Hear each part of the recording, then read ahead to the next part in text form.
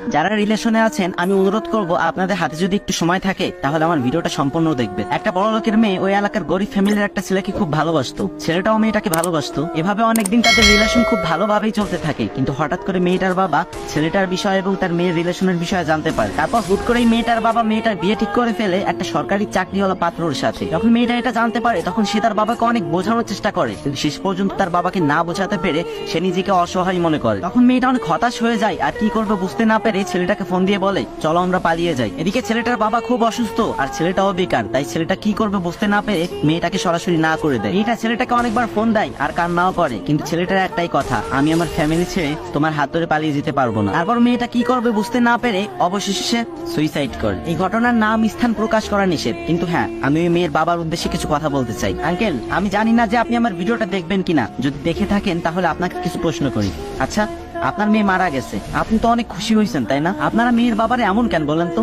আপনারা অনেক কষ্ট করে একটা মেয়ের বড় করেন, অনেক সুন্দর করে বড় করে তুলেন, তারপর মেয়েটারে টাকার কাছে বিক্রি করে দেন। হ্যাঁ, এটা আমি মানি যে টাকা দিয়ে সবকিছু সম্ভব, সবকিছু সম্ভব, কিন্তু ভালোবাসা টাকা দিয়ে কিনা যায় না। আজকে আপনার কাছে টাকা আছে, মানুষ আপনাকে সম্মান করবে, সালাম দিবে, কেয়ার করবে, আরো কত কি, কিন্তু কালকে আপনার কাছে টাকা না থাকুক, আপনার 5 পয়সার মূল্য তাদের কাছে থাকবে না। আচ্ছা যাই হোক, আপনার আর জ্ঞান দিয়ে লাভ নাই, আপনি আপনার শাস্তি অলরেডি পেয়ে গেছেন। আর যারা রিলেশনে আছে ছেলেরা, সাবধান ভাই, টাকা না ইনকাম করে কোনো স্বপ্ন কিনতে যায়ও না, কোনো মেয়ের প্রেমে পড়েও না, যেমন হয়ে চাঁদের পানে হাত বাড়ায়ও না।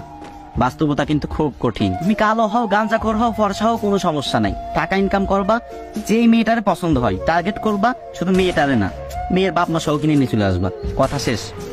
আমার একটা ভাইয়া একটা মেয়েকে ভালোবাসতো, মেয়েটা খুব সুন্দর ছিল না, কিন্তু আমার ভাইয়ার কাছে ওই মেয়েটাই ছিল সব। ভাইয়া সব সময় স্বপ্ন দেখতো মেয়েটির সাথে বাকি জীবন কাটানোর। একদিন আমি ভাইয়াকে বললাম, ভাইয়া তুমি যে মেয়েটাকে এত ভালোবাসো, কখনো তাকে বলেছো তুমি যে মেয়েটাকে নিয়ে এত স্বপ্ন দেখো সেটা কি সে জানে? প্রথমে তুমি তাকে তোমার ভালোবাসার কথা বলো, তারপরেই তো বোঝা যাবে যে তোমার ভালোবাসা সফল হবে কিনা। বাই দা ওয়ে, আমার ভাইয়ের নাম হচ্ছে জিসান, তাকে জ্ঞান দেওয়ার কোনো প্রয়োজন নেই, কারণ সে অনেক জ্ঞানী, সে কোনোদিন কোনো মেয়ের প্রেমে পড়েনি, এই প্রথম। তারপর ভাইয়া আমাদের জোড়াজুড়িতে মেয়েটিকে তার ভালোবাসার কথা জানালো, কিন্তু মেয়েটা ছিল প্রচুর অহংকারী, সে সরাসরি না করে দিল। আমরা ভাবতে লাগলাম, ইস ভাইয়া তো কোনোদিন কোনো মেয়ের দিকে ঠিক মতো তাকায়নি, এই প্রথম প্রেম করার আগেই সে ছ্যাঁকা খেয়ে গেল। এবার থেকে মনে হয় জিসান ভাইয়া ড্রাগ অ্যালকোহল নেওয়া শুরু করবে আর নিজের জীবনটাকেই শেষ করে দিবে। আমি ভাইয়াকে সান্ত্বনা দিয়ে বললাম, ভাইয়া আমি জানি তোমার অনেক খারাপ লাগতেছে, কিন্তু তুমি মন খারাপ করো না, তোমার জীবনে এর থেকে অনেক ভালো মেয়ে আসবে। তখন ভাইয়া আমাকে উত্তরে যা বলল সেটা শোনার জন্য আমি মোটেও প্রস্তুত ছিলাম না। ভাইয়া বলল, আরে পাগল, আমার খারাপ লাগবে কেন? আমি এমন একজনকে হারিয়েছি যে কখনো আমাকে ভালোই বাসেনি।